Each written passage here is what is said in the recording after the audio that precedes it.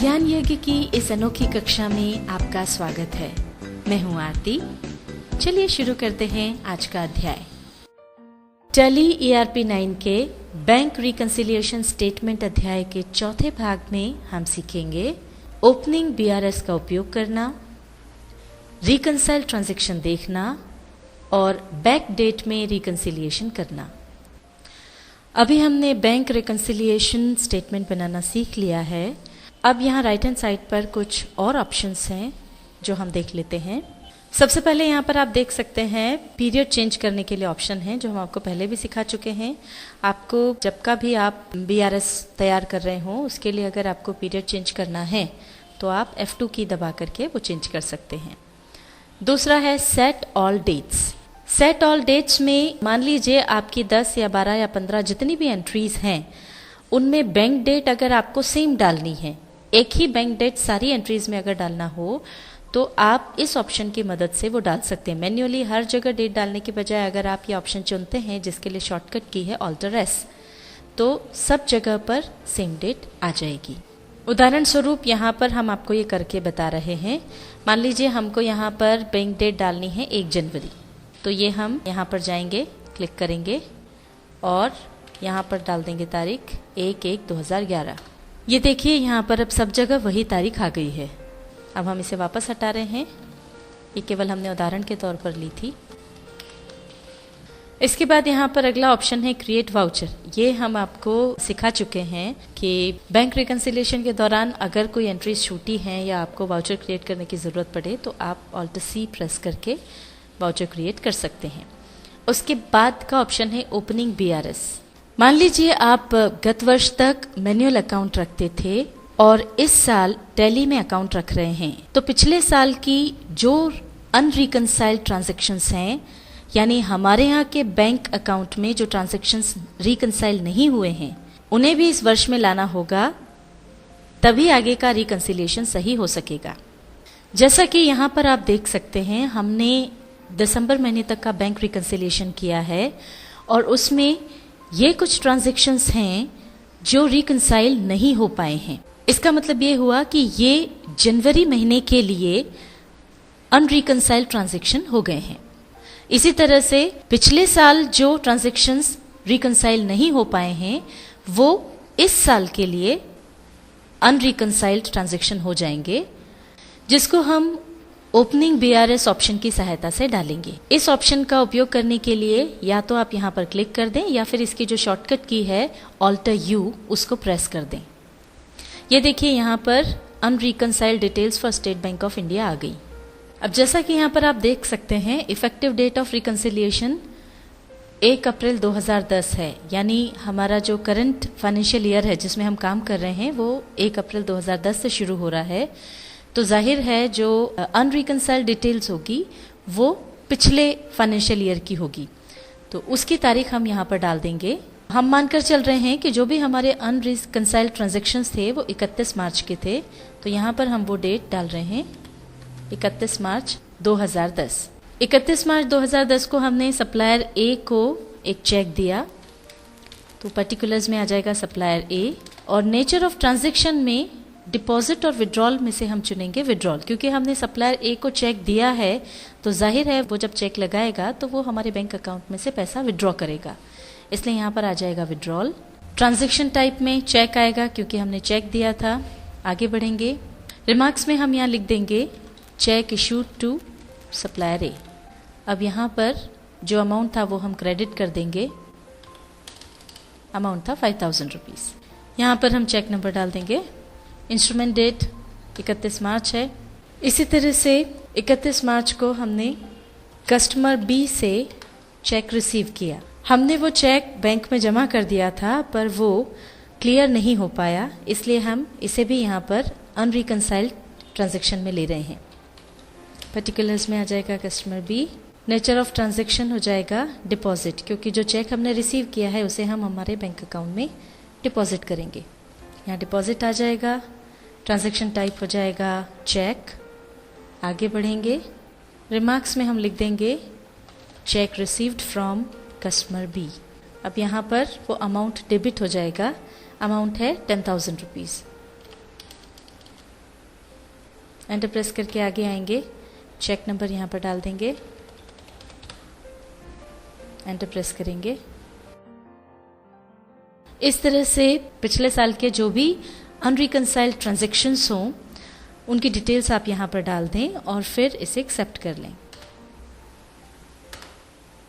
ये अब यहाँ पर आप देख सकते हैं, ये हमने जो सप्लायर ए को चेक दिया था वो ओपनिंग BRS के रूप में यहाँ पर 5,000 रुपये का अमाउंट क्रेडिट हो गया है, और कस्टमर बी से जो हमने चेक रिसीव किया था वो यहाँ पर ये 10,000 रुपये का अमाउंट डेबिट हो गया है। और चूंकि ये पिछले साल की अनरिकंसाइल्ड ट्रांजैक्शंस हैं, इसलिए ये 1 अप्रैल 2010 से पहले की तारीख में यहाँ आ रहे हैं। इस तरह से हमने ओपनिंग BRS ऑप्शन का उपयोग करना सीखा, और उसको समझने के लिए हमने 2 एंट्रीज की थी जो अब हमने डिलीट कर दी हैं। इसके बाद यहाँ नीचे की तरफ आप देख सकते हैं एक और ऑप्शन है कॉन्फ़िगरेशन का। इसके लिए शॉर्टकट की है F12। F12 की प्रेस करने पर ये कॉन्फ़िगरेशन वाली विंडो आ जाएगी। अब इसमें देखिए आपको कौन कौन से वाउचर्स आप चाहते हैं कि दिखें, तो उसके लिए सारे ऑप्शंस आ जाते हैं। All vouchers, credit entries only, debit entries only. इसमें जो भी चाहिए वो आप चुन सकते हैं। नॉर्मली हम ऑल वाउचर्स लेते हैं। एंटर प्रेस करके हम आगे बढ़ेंगे। अब अगर आप चाहते हैं कि आपको नरेशन भी देखना है, नरेशन भी दिखे, तो आप इसको यस कर दें। इसी तरह से आप चाहते हैं कि रिमार्क्स भी दिखें तो इसको यस कर दें, नहीं तो नो रहने दें। अब जो रिकंसाइल हमने ट्रांजैक्शन किए हैं, नॉर्मली वो जब हम बैंक रिकंसिलेशन स्टेटमेंट तैयार करते हैं तो जो भी एंट्रीज रिकंसाइल हो चुकी हैं या जो भी ट्रांजैक्शंस रिकंसाइल हो चुके हैं वो वहाँ से चले जाते हैं, वो हमको दिखाई नहीं देते हैं। पर अगर आप चाहते हैं कि वो भी हमको नजर आए तो आप इसको यस कर दें। अभी ये जो शो रिकंसाइल ट्रांजैक्शन वाला ऑप्शन हमने यस किया है, अब हम देखते हैं इसका इफेक्ट। एंटर प्रेस करते हुए हम इसको एक्सेप्ट कर लेंगे। तो देखिए यहाँ पर अब ये जितनी भी ट्रांजैक्शंस हमारे रिकंसाइल हो गए थे वो सारे के सारे यहाँ पर नजर आ रहे हैं। अब वापस कॉन्फ़िगरेशन में आगे के ऑप्शन देखने के लिए हम कॉन्फ़िगरेशन पर चलते हैं। अगला ऑप्शन है अलाउ बैक डेटेड रिकंसिलिएशन। अब बैक डेटेड रिकंसिलिएशन समझने के लिए हम वापस बैंक रिकंसिलिएशन पर चलते हैं। स्केप की दबाते हुए पीछे आ जाएंगे। अब यहाँ पर ये 3 एंट्रीज हैं, bank suspense account, bank interest paid और बैंक चार्जेस की। ये जो एंट्रीज थी ये हमारे यहाँ बैंक अकाउंट में नहीं थी। तो 31 तारीख को जब हमको बैंक स्टेटमेंट मिला तब हमने उसके आधार पर ये 3 एंट्रीज हमारे यहाँ बैंक अकाउंट में कर ली, और उसी डेट में कर ली जिस डेट में ये बैंक स्टेटमेंट में थी। अब ये जो बैंक स्टेटमेंट है वो हमको जब मिला उस तारीख में हम इन एंट्रीज को करना चाहते हैं। मान लीजिए हमको बैंक स्टेटमेंट 31 तारीख को मिला, तो हम चाहते हैं कि ये जो एंट्रीज जो हमने बैंक स्टेटमेंट के आधार पर उन्हीं तारीख में कर दी है, इनको हम 31 तारीख में करना चाहते हैं। तो इसके लिए पहले हम इनकी डेट्स चेंज कर देंगे। डेट्स चेंज करने के पहले हमें यहाँ बैंक डेट हटानी होगी। ये हमने बैंक डेट्स हटा दी हैं, और अब हम इसको कंट्रोल ए से एक्सेप्ट कर लेंगे। अब स्केप की दबाते हुए हम बाहर आ जाएंगे। अब ये हम बैंक रिकंसिलिएशन से बाहर आए हैं क्योंकि हमको डेट्स चेंज करनी है, यानी हमको स्टेट बैंक ऑफ इंडिया के अकाउंट में जाकर के और उसमें लेजर में अल्ट्रेशन करना होगा। तो अब इसके लिए हम स्टेट बैंक ऑफ इंडिया के लेजर में जाएंगे। स्टेट बैंक ऑफ इंडिया के लेजर में जाने के लिए पहले हम जाएंगे डिस्प्ले पर, यहाँ से हम जाएंगे अकाउंट बुक्स में, और यहाँ से हम जाएंगे लेजर में। अब यहाँ पर हम चुन लेंगे स्टेट बैंक ऑफ इंडिया का लेजर। यहाँ पर ये आ गई एंट्री बैंक सस्पेंस अकाउंट की, इसको हम सिलेक्ट करके एंटर प्रेस करेंगे। यहाँ पर हम ये पूरी एंट्री डिलीट करके वापस नए सिरे से करने की बजाय केवल यहाँ पर डेट चेंज कर रहे हैं। F2 की प्रेस करके हम डेट बदल देंगे, और अब इसको एक्सेप्ट कर लेंगे कंट्रोल ए से। और इसी तरह से हम बाकी की जो 2 एंट्रीज हैं उनकी भी डेट चेंज कर लेंगे।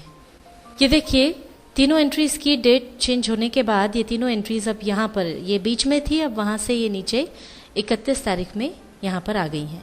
अब हमको ये तीनों एंट्रीज रिकंसाइल करनी है, तो उसके लिए यहाँ पर ऑप्शन है रिकंसाइल। उसके लिए शॉर्टकट की है F5। अब यहाँ पर देखिए अभी तक केवल 3 एंट्रीज पेंडिंग थी, पर अब ये जो 3 एंट्रीज हैं जो हमने 31 तारीख में चेंज कर दी हैं, ये भी यहाँ पर आ गई हैं बाकी की अनरिकंसाइल्ड एंट्रीज के साथ। तो अब हमको इनकी बैंक डेट देखना है। इसके लिए हम बैंक स्टेटमेंट एक बार देख करके वहाँ से डेट्स ले लेंगे। ये बैंक स्टेटमेंट में आप देख सकते हैं ये 12 तारीख में एंट्री है 1 लाख रुपए की। अब वापस हम टैली पर जाएंगे और ये जो 1 लाख रुपए की एंट्री है यहाँ पर बैंक डेट डाल देंगे 12/12।